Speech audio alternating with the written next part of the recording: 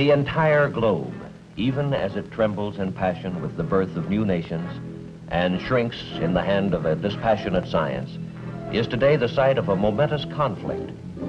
As each side attempts to prove to the world the superiority of its position, the conflict is fought with the words of diplomats, with gestures of friendship and help to uncommitted countries, even with cultural demonstrations.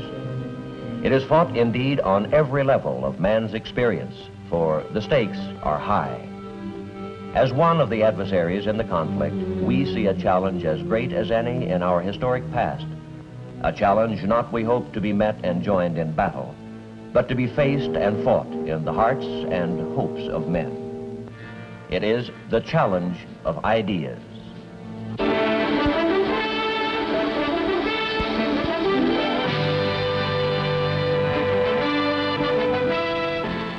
I am Edward R. Murrow.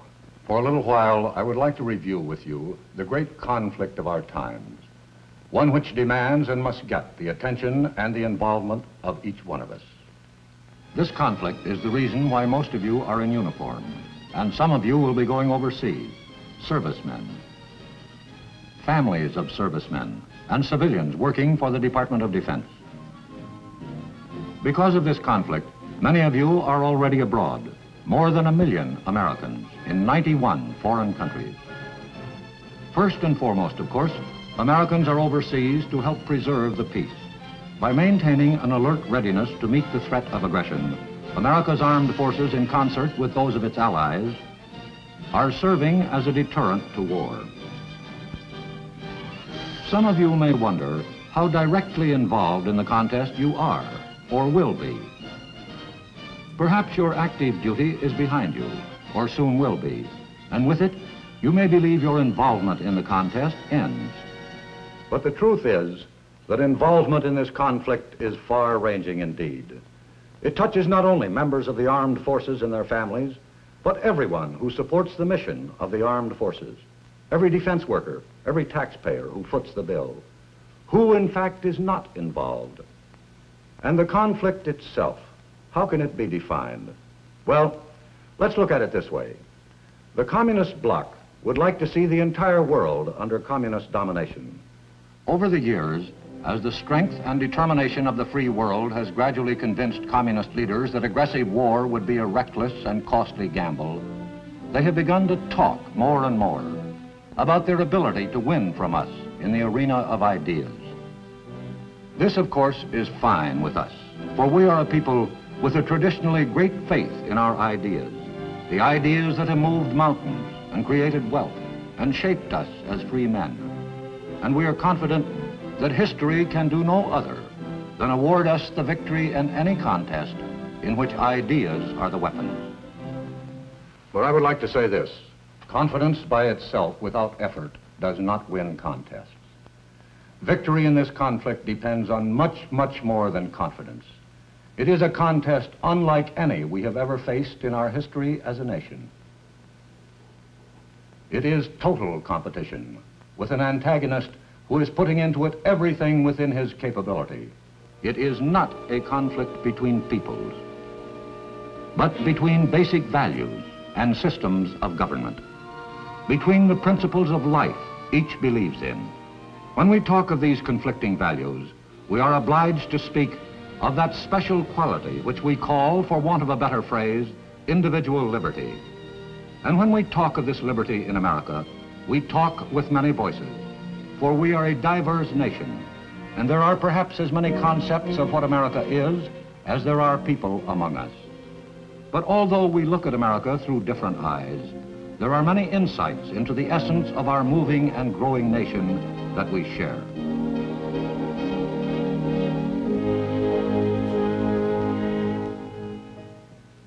I'm John Wayne.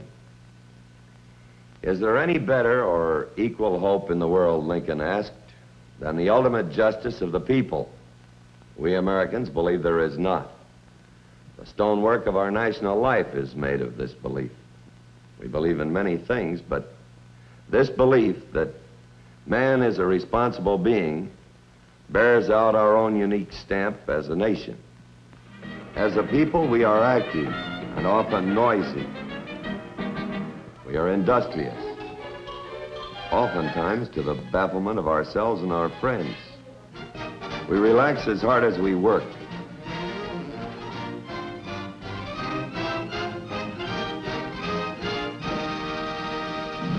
We are proud.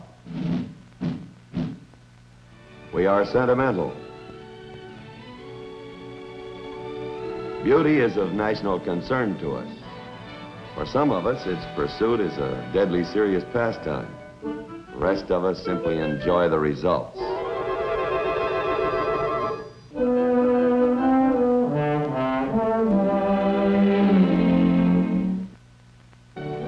Some of our national spirit shows up in the monuments we erect, the large ones and the small ones. It rings through the music which animates us. Attaboy, Homer, swing it! Second comes out and lead to the fourth, four hands out in a circle, swing the opposite way, and you keep the gal behind.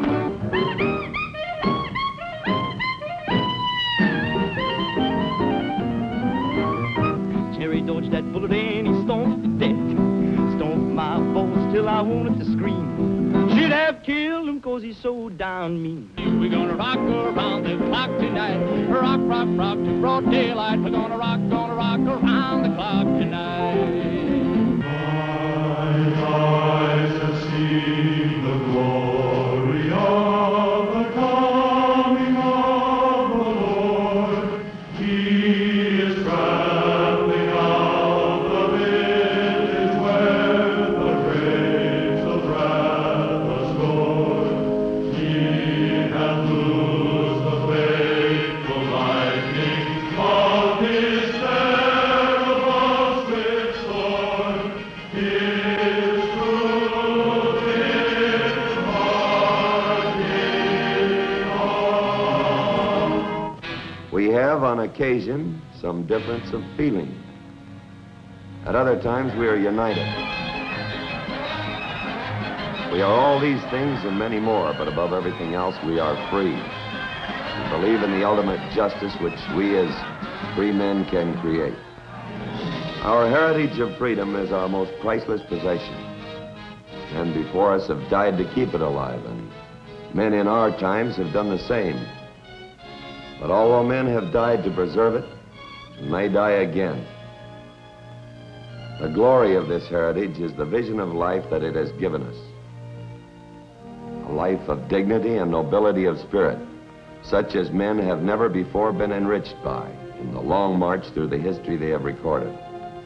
There is a phrase which recurs in our national documents, the literature of our story as a people, which points to the source of our belief in individual freedom, and defines perhaps better than any other the nub of the conflict between the opposing systems of values which sweep the world today. That phrase is, "This nation under God." That phrase and others like it set the standard of our concept of man. As a creature of God, man is a being with dignity and conscience, with the ability to determine right from wrong and the obligation to act on that right. From this belief in man as a responsible being flow the beliefs in his other qualifications which we accept, usually even without bothering to think about them, as parts of that vague condition which we call the American way. His ability, indeed his right to explore the truth in all things, his ability to govern himself, and his ability to handle his own economic problems.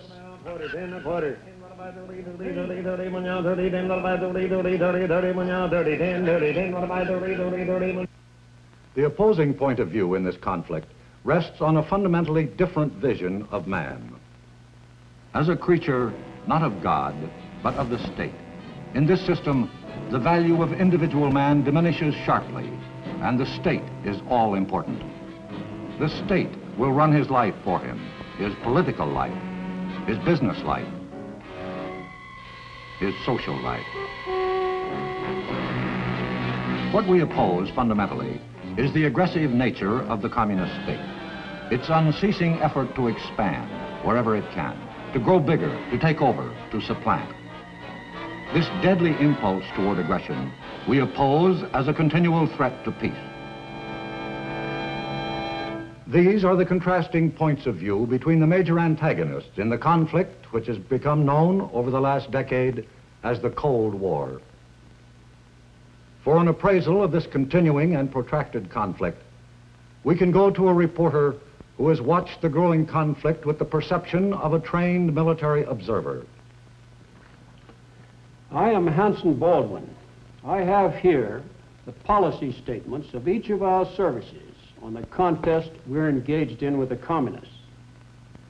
What they boil down to is this. It is a contest for the minds and hearts of people around the world, all people. The areas in white on this map represent the part of the world composed of ourselves and those who share our beliefs. The communists seek constantly to win an advantage in the minds of the people here and to separate us.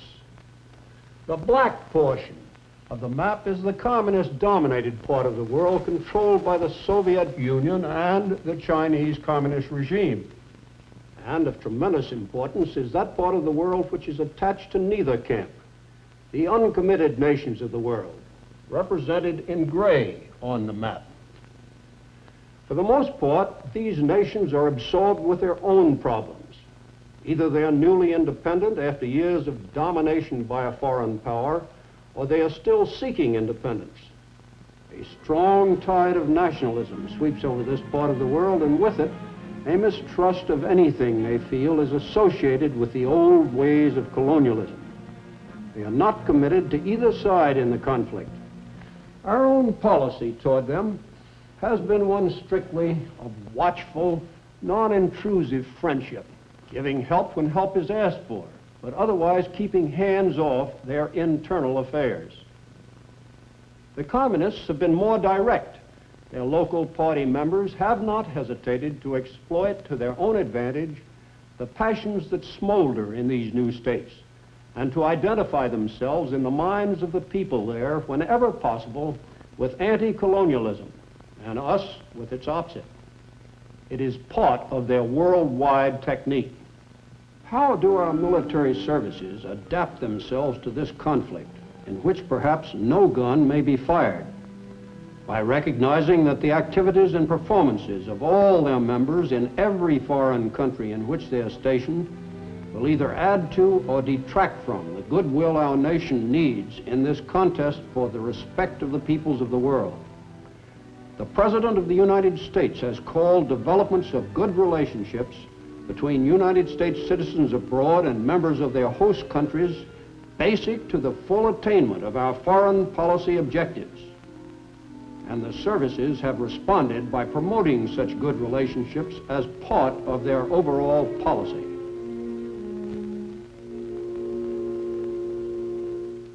The communists initiated the Cold War for the same reason they would have started a hot war had that been feasible, or would now, should they ever decide that the free world was weak enough for them to risk it.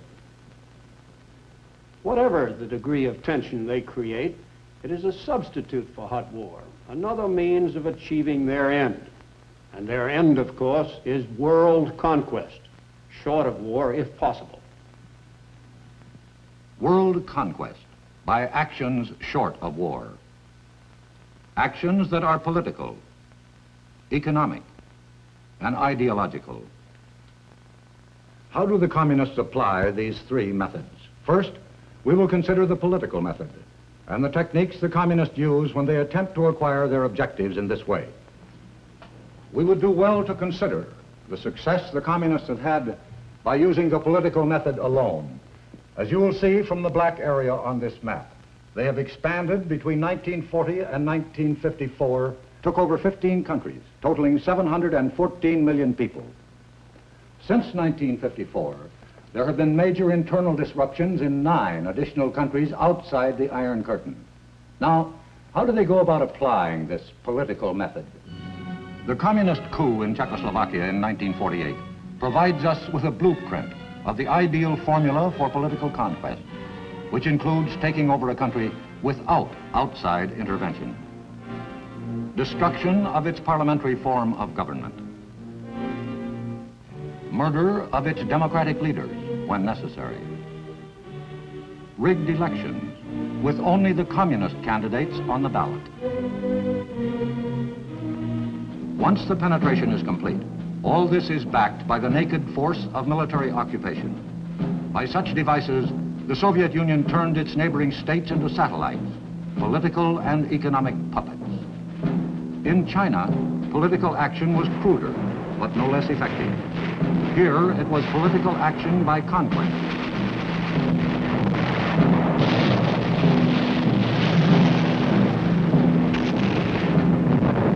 And so overwhelming has this political conquest been that the communists have been able to propel Red China to a position of major influence in the Eastern world. The political force method includes the suppression of freedom in a country already under communist control, without outside interference. Inside the Iron Curtain, there were revolutions, without help from the outside.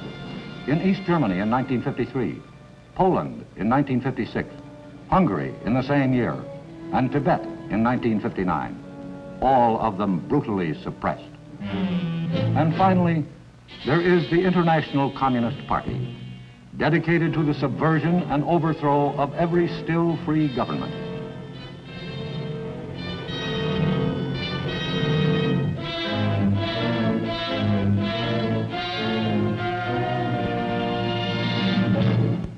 Where the political method may not prevail, there is always the economic method.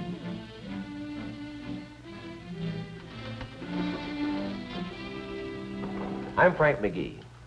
Let's consider for a moment this matter of the communist use of economic methods to achieve conquest and how it's done. The present masters of the Soviet Union have said to us, peaceful coexistence until we bury you.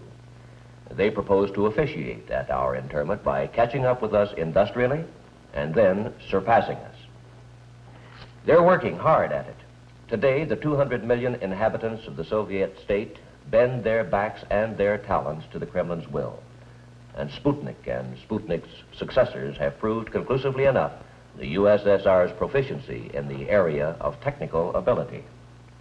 Throughout the vast stretches of this empire, you find new industrial cities, plants, assembly lines, the most modern equipment. Soviet products of every description awaiting delivery and reaching industrially backward areas of the non-communist world. Teams of Russian technicians are available to operate this machine. This is economic penetration, paving the way for political takeover. The hand of Soviet friendship, which usually precedes an attempt at economic penetration, has been reaching into every part of the world which shows the slightest inclination to receive it. Recently, we've seen it extend into our own hemisphere, into turbulent Cuba, where it was embraced as a triumph of Soviet policy. A few statistics will demonstrate how serious this threat is becoming to the free world. Of the entire annual Soviet economic capability, their gross national product, 70%, or it may run as high as 80%, is devoted to the area of heavy industry. The U.S. and free world share of gross national product devoted to the same area is certainly not much more than 20%. In terms of volume applied to this area of gross national product, the Soviet Union is beginning to surge ahead. Finally, the communists attempt ideological penetration. Perhaps their strongest efforts go into this kind of penetration into the free world. Before we talk about ideological penetration itself, let's take a look at the reasons why this form of penetration is so important to the communists. For one thing, communist aggression has alarmed many free nations and produced their united will to resist. These nations have implemented their will to resist all other forms of Soviet penetration through a number of trade agreements.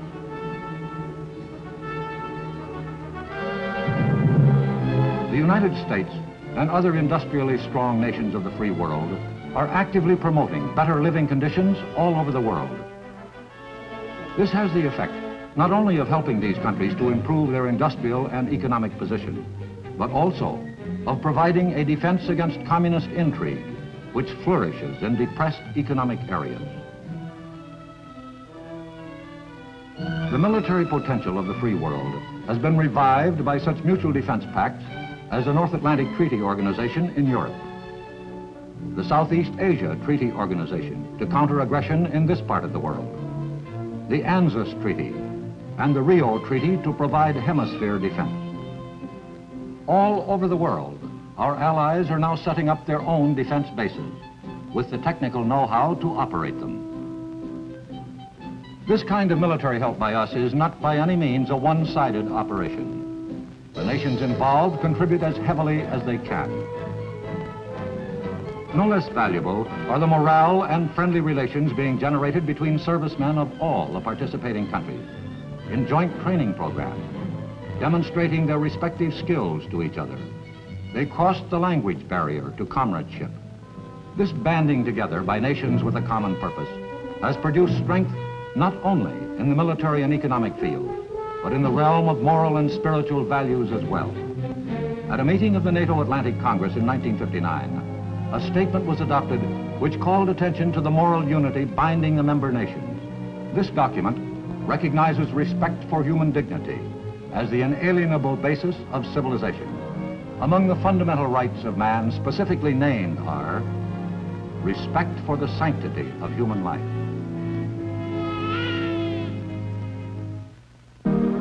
the right to freedom of speech, of conscience and religion, of opinion and belief, the right of every man to work and to receive his just reward, the right of the family to stability, and the right of parents over their children and their education.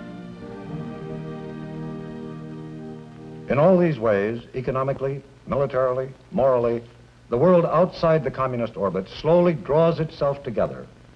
The practical communists appraise this consolidation of free world defenses. It confronts them with a serious deterrence to their world ambitions. Hence, they must destroy Allied unity, or at least weaken it. How? Well, here we return to the subject of ideological penetration. For if all other forms of penetration don't work, if the united strength of the non-communist world makes political penetration unfeasible and economic penetration unsuccessful, if cultural penetration does not do the job, the communists can always hope to succeed by resorting to ideological warfare against their strongest opponent, meaning us. Americans go home. Wall Street warmongers, down with American imperialism. Peace, yes, peace, their propaganda screams. On communist terms, naturally. Inside the free world, communists and their sympathizers seek to foment suspicion and distrust of our motives, even attempt to influence our allies to eliminate our overseas bases, which are protecting them as well as us. Their mediums of mass communication are tireless in vilifying us as a nation and as individuals, such as depicting you as a brute and a ravager. Is there a chance that the communists will succeed? Is there a possibility that our allies will accept this malicious perversion of us and everything we stand for? In large part, that is going to depend on how thoroughly we understand this conflict and how dedicated we are to victory. Understanding is a continuing process, and it embraces many different aspects of our day-to-day living. It is, at root, a function which involves the flow of information. I am Lowell Thomas. We live amid the greatest abundance of information any people has ever had. But survey after survey reveals an astonishingly low informational level among us. To be sure, the right to remain uninformed is one of the privileges of a democracy, but in a contest such as the one we are engaged in, it is one of the surest ways of losing our freedom. Being informed does not mean only keeping up to date on current events, important though that is. It means also being aware of developments within our own nation and the forces that move through it. its weaknesses as well as its strengths, we all too often dishonor our freedom and demean it. But that's not the full story. If it were, our system would have collapsed long before this. The full story is in the progress we consistently make through law and through education, the way free men must. The communists would like to have you, as well as people in every country in the world, believe otherwise. And once they have succeeded in letting the idea take root that our deficiencies are our chief characteristics, once they have managed to erode our faith in ourselves at least a little, that much of the battle is lost. A snake of a whisper is abroad that Americans have lost touch with their past. Is it true? It can't be, if we are to survive and win. If we understand the conflict, then we understand the need to keep America strong in her greatest challenge by keeping alive the standards and the traditions which have been her glory. What are the bulwarks of our past upon which our society has been built? There are many, and we have discussed some of them. Our spiritual heritage, our belief in individual liberty. But there is yet another, as important as any of these. I am Helen Hayes. Many of us who are living now will never see the end of the conflict which dominates our lives. Leaders change, and leadership passes from one generation to the next. But for generations, or certainly for many years, the challenge which confronts us will continue. So it becomes not just a hope, but an urgent condition for a peaceful future that those who are catapulted into the problems of maturity with every passing year will understand the challenge and devote themselves to it even as you and I must. Interest cannot lag, efforts cannot cease. It will require the sternest kind of dedication, bred as it were into the American character. The training grounds in which this discipline will be planted and perfected are the institutions which have shaped our society, particularly the home, which has always been in our culture the nucleus of society itself. The home is the wellspring of the strongest qualities of citizenship, and it must remain so if we are to preserve the toughness of moral fiber, which is our strongest heritage. A toughness of moral fiber, a belief in the right, as God gives us to see the right, as Lincoln put it in words which are carved into our national soul. These are the sinewy threads of our past. Keeping America strong, this is our challenge. Keeping the vision of liberty bright, keeping the threads of our past, the strands of moral toughness with which our history is bound. Moral toughness, the quality which made men work instead of weep on the hostile shores of New England, which bled mortally yet never died on 100 fields and oceans stretching out from Valley Forge, which moved strong men west, bringing with them first only their pride, then their railroads, which built cities and governments,